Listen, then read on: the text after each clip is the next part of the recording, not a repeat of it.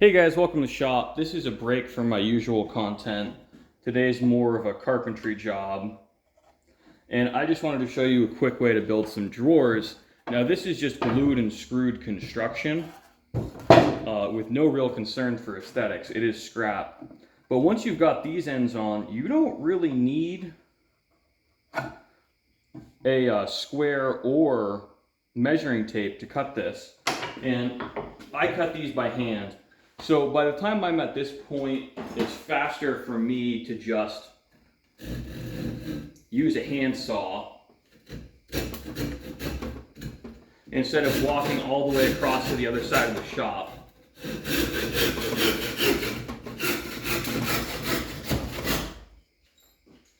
And this will fit, if not perfectly, very close to it.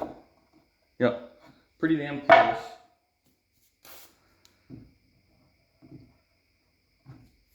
Especially considering the effort invested. And then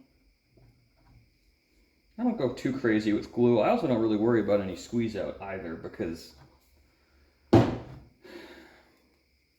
this is not an heirloom quality piece of carpentry, and I would just be stressing myself out if I treated it as such. You know, the goal here is to just hold tools, get them out of my way.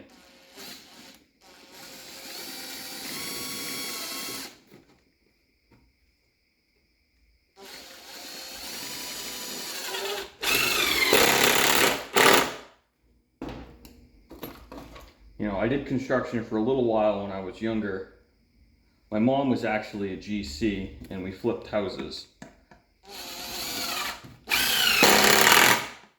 So if this reminds you of building a really ugly deck, that's probably why.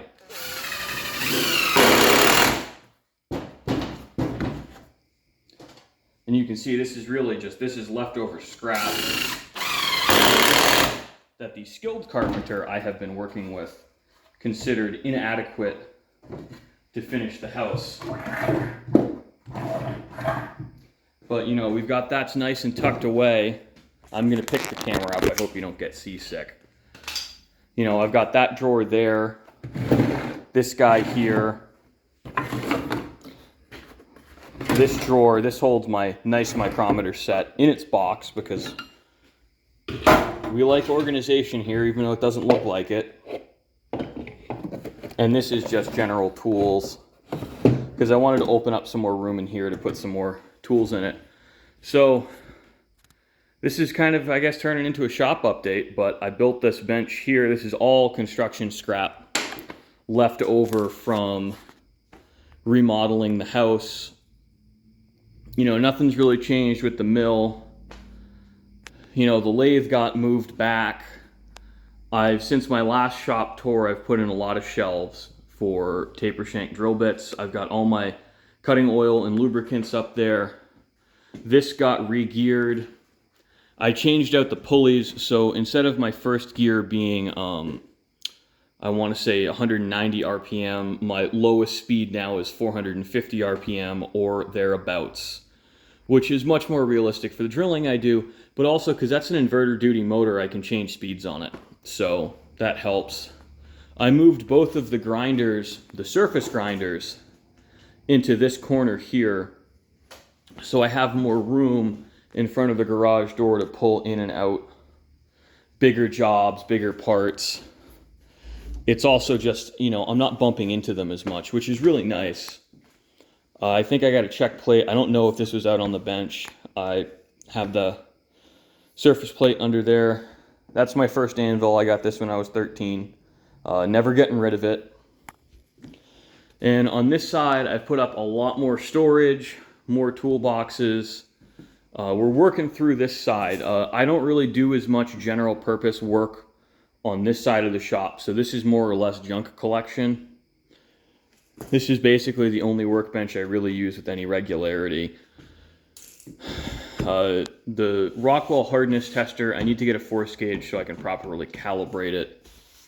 That's definitely on the to-do list. I did wind up buying a bench grinder.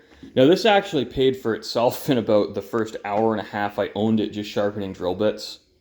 and lathe bits. Now on this side, I have a 60 grit aluminum oxide, and on this side, I have a 60 grit silicon carbide. So I can grind my carbide lathe tools on this now.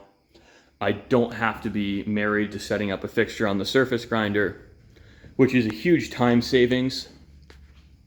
And I also finally got some speedy dry in here. That's actually wood ash. I save it in big buckets like this because it works really well to clean the oil off the floor.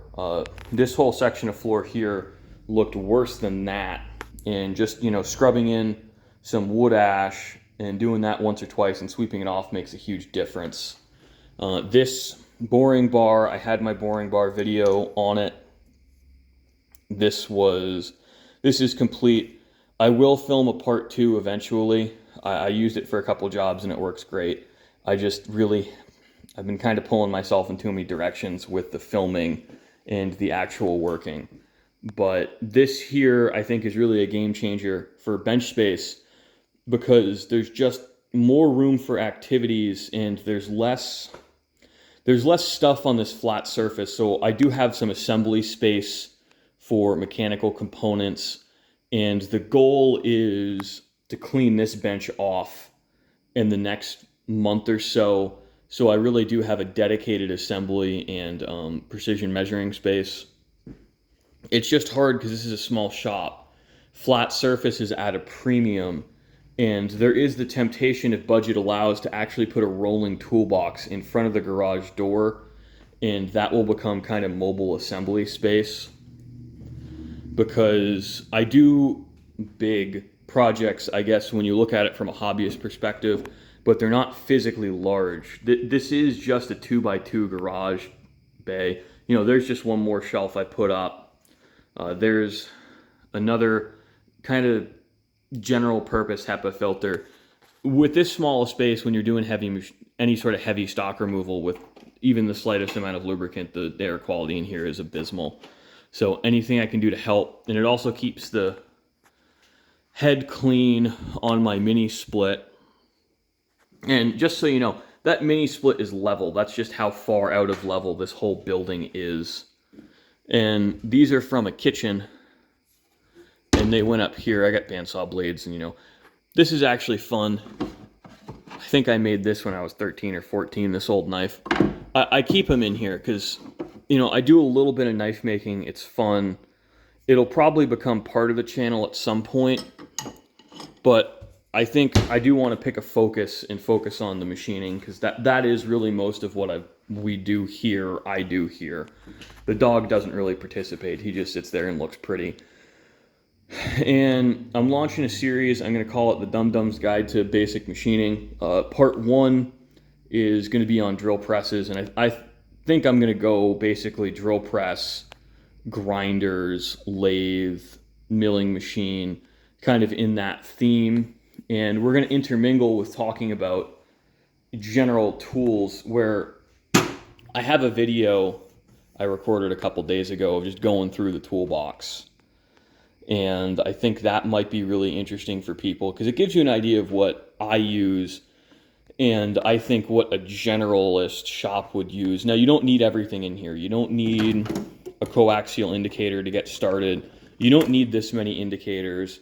Adjustable parallels are actually really nice for certain measuring jobs. You don't need a point micrometer. You probably don't need a interchangeable anvil micrometer. You certainly don't need an inside mic this size.